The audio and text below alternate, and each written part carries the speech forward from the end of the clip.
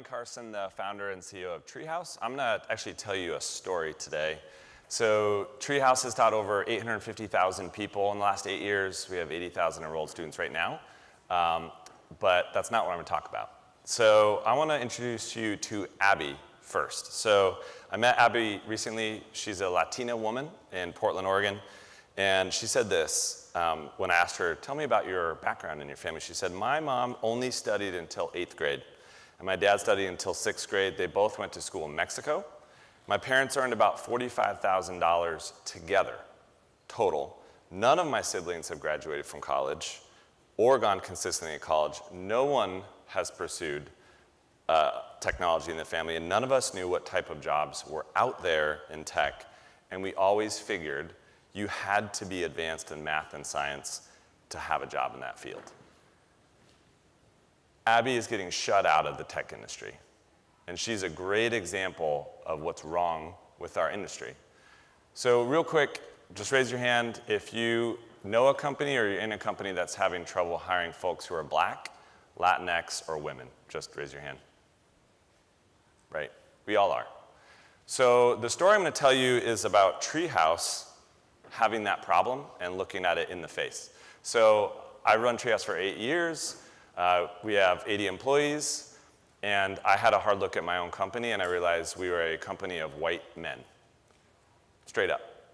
And that's not okay. So I looked at my own company and said, I need to try to understand what's happening here, and I need to dig into why it's happening, and I need to fix it. And it was a side project. It wasn't related at all to what we're doing at Treehouse. So the first thing I did is I asked some of my friends who were Black or Latinx or women and said, I hate to ask you this, but what is wrong with me? Why are we only hiring white men? And they said, well, I'm sick and tired of telling white people this, but let's just talk it through. They said, you can't walk into my group of friends and say there's a job for me. You can't say you're going to hire me because I don't trust you, I don't know you, you have no connection to me, you have no credibility. And it was painful to hear, but as soon as I accepted it, it was obvious. It's not going to work for us to post our jobs on a diverse job board and hope that somehow we're going to get a bunch of applicants who are underrepresented people of color or women. It just doesn't work. It's kind of idiotic. And so the first thing we did is go to a body of people that they do trust, that they have a relationship with. So we went to the Boys and Girls Club. And we said, you have an amazing relationship with an amazing group of people that don't trust me as a white guy with a computer science degree who leads a company. Can you please tell them that there are jobs? Companies do want to invest in them. They do want to hire them as apprentices. And Boys and Girls Club said, yeah, we will do that for you. And then I thought, okay, great. Now I need to go to employers and ask them if they're actually going to change the way they hire so that they don't require a computer science degree and they don't hire through referrals. And I got a couple yeses on that immediately. So this is in Portland, Oregon.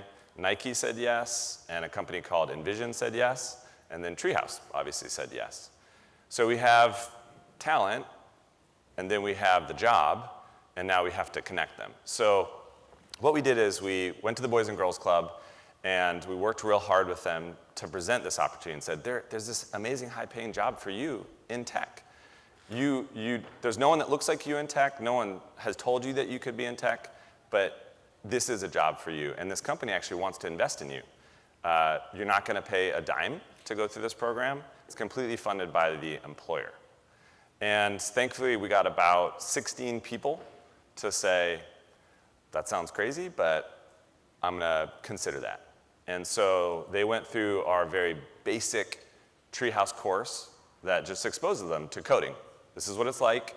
Do you even like this? Can you see yourself doing this as a job? And we had about 12 of those folks say, yeah, this is exciting. I want to know more. So we began this process. We have amazing talent. They're interested in working in tech, and they know there's a job for them at the end. And then what we did is we teamed up with the Boys and Girls Club to support them throughout this process. You know, do you have laptops? Do you have internet connections? can we support you throughout the program? And we used our online boot camp. It's called the Tech Degree, which is a product we have. And we put them into the Tech Degree, and we supported them through that. It takes about 6 to 9 months because they're doing it 1 to 2 hours a day. Another thing I learned is that it's crazy for us to presume that someone is going to quit their job and learn how to code at a boot camp. They have to keep working at their job just to survive. They have to take care of their family and their kids. They can't do that.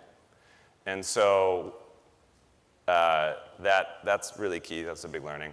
So they went through the program, took about 6 to 9 months, and at the end of that, they come out job ready, but they've never worked in tech. And they're going to go into a company full of white people, and they're going to not survive because it's not inclusive, it's not supportive. And so what we did is we trained the mentors of these folks on equity, diversity, inclusion, and we run a really detailed playbook with those folks to make sure that the apprentices are supported and it actually works. And then at the end of that apprenticeship, which is about 3 months, then they convert to a full-time developer role, and then we continue to support them after that. We connect them to Dev Color, or we connect them to other folks in the industry that are actually like them so they can get support. And it began to work. So we realized, holy cow, this might work. This is the old model. This is what's really wrong with the tech industry. You probably all know this. You start on the left with the college grad. You put them in your company. You pay to acquire them. You invest a ton of money into them. And then they leave because Google comes along and hires them. And none of us can stop it, right? This is the inevitable, terrible fate of our talent pipeline. So it's terrible for the company, and it's terrible for people. So we booted up a new model. We said, okay, we start with amazing folks at the Boys and Girls Club. We put them through Treehouse. They become apprentices. They get mentored. And then the door is finally open. So this is beginning to work. It's real. I know the apprentices myself. And I'm excited that a model like this can begin to change what's happening in the industry. It's not the fix-all. It's not the perfect thing. But this is actually something that works. We're really fortunate to have companies like Nike and Envision and MailChimp actually using this program, and I think it's the future of the talent pipeline. So once again, I'm Ryan. Email is ryan@Team Treehouse. Shoot me an email if you have questions. We have learned a lot through this, and I'd be happy to share what we learned. So thanks for listening. Take care.